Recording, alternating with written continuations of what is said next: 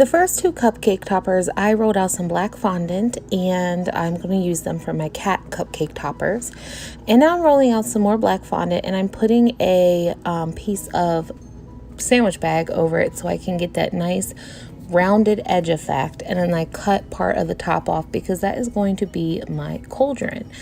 And I'm putting my cauldron on the orange. I thought orange would be a nice color, nice Halloween-y colors, of course.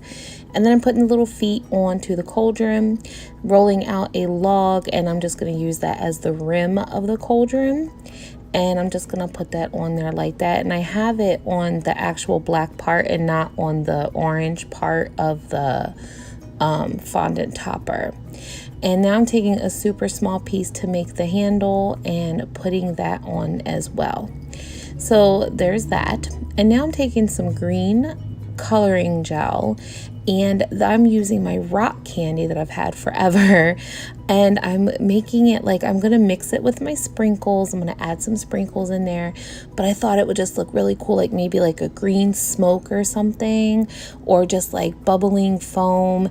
And then I'm gonna mix some sprinkles in there, and then the gel gives it like that wet like look, and it also helps the sprinkles stick.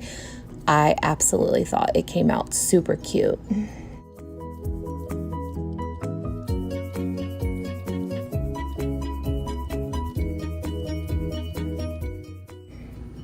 And voila, isn't it so adorable? I love how that came out. So now I rolled out a piece of white fondant and I'm cutting out 2 circles. And if you notice, I did one the same way I did the cauldron with the plastic wrap. And that's actually going to be for my eye, which I'm making now. And I just rolled out a small piece of red and black for the pupil. I used my circle plunger cutters. And now I'm taking my powdered food coloring and I'm just going to give it this soft red, like bloodshot eye look. Like I just thought that would be like really cool Halloween-y type look. So I'm just gently going over the sides of the eyeball and just kind of giving it like that eerie look. And now I'm taking my red airbrush gel and I'm just making some veins, like all that's like going towards the pupil, and I'm just like drawing some veins on, not a lot, but I was just making some lines, easy peasy. And now where the pupil's gonna go, I did decide to add a little bit more red and then put the pupil right in the middle. I could have probably made it a little bit bigger, but touche, it's over now. So now I am cutting out, I'm working on my cat eyes. I need to get a cookie cutter or fondant cutter in the shape of these cat eyes because I had a heck of a time trying to get the shape right. And right now I'm taking some neon yellow airbrush food coloring and I'm painting the center yellow because if you know, like a cat's eyes kind of get like more yellowy in the middle.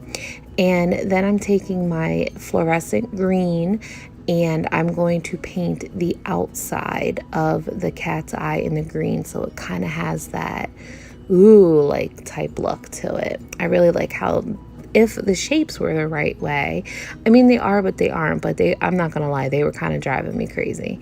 And then I accidentally put a little bit too much green right there and I thought I like messed it up. So now that the eyes have dried, I went ahead and put them on. Now here is where I kept messing up because I was trying to make the cat ears because I thought that, you know, it needed ears. But I was just having a heck of a time with it tonight and I just could not get them right. So I said, you know what? I'm just going to take the ears off. I'm like, okay, I'm over it. This cat has no ears. Then I took some white food coloring and my very fine tip cake detail brush and just painted some whiskers on there. And now I'm taking the black and now I'm gonna do that black center in the cat's eye. I think this particular eye came out really good, and then when I did the second one it came out like a little fatter. I don't understand why that happens because it's so frustrating sometimes. You always do one super good and then you go to do the next one and it doesn't come out the same, but it is what it is. So there's our little cat with a little black nose. So I'm doing the same thing. I'm making another kitty cat, but this one I'm doing with orange eyes. And I think I'm going to use the little pupil thing, the little circle plunger. and I'm gonna use those for my pupils, and I'm just like rounded out the side of it so it would just be flush with the like the same shape as the top of the eyeball. And then I'm gonna make a little orange nose, because then we'll just have a black and orange kitty for Halloween.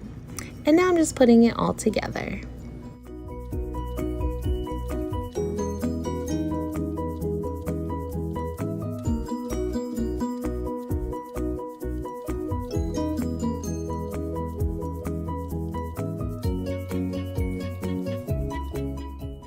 All right, moving on to the mummy.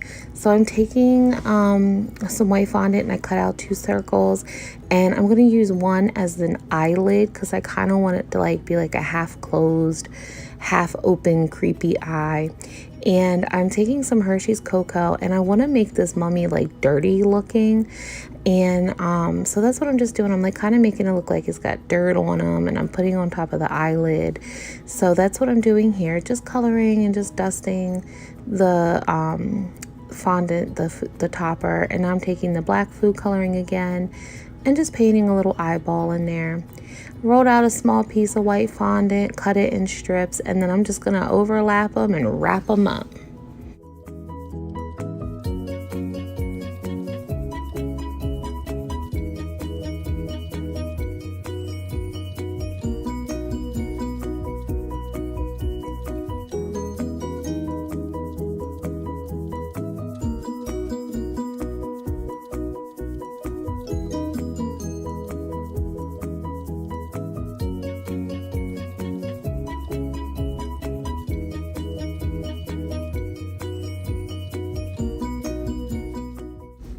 So right now you're probably looking like, Ray, this looks like a hot mess express. No fears. Just take your same cookie cutter and then just cut off all the excess, and you have a perfect mummy. So now for this one, I am back in my red powdered food coloring. I just figured I would do just some blood splatters. I mean, why not, right? It's Halloween.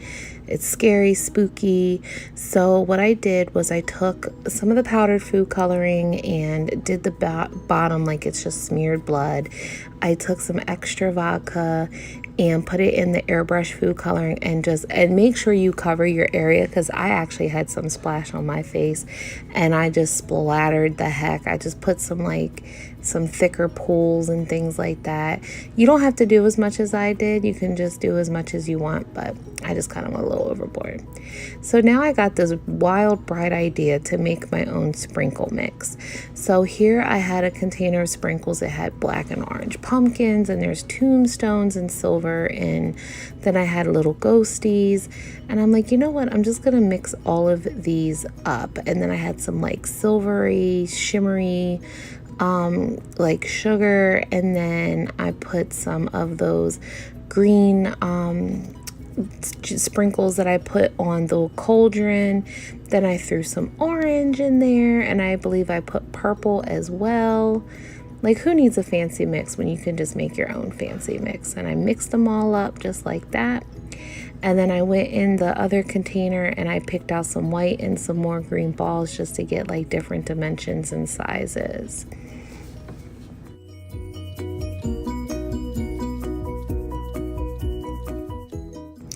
So I put my cupcake toppers on my cupcakes. Luckily, these weren't for anyone. My cupcakes, the frosting was still actually like thawing out, and I put it on a little too thick because it was like frozen. So as it was coming to room temperature, it was like weighing itself down. But I still think it looked really cool. And then I had a little spillage, and I said, you know what? I'm going to Instagram this. It was so cool looking. And I just finished putting sprinkles on the cupcakes, and I just thought it looked really cool. I didn't put it on all of them because I was bummed that the frosting was like falling. And then I took this one and I just like did a little bit of like sprinkles, like more of like the sugary colors and stuff like that. And there they are. There's our cupcakes.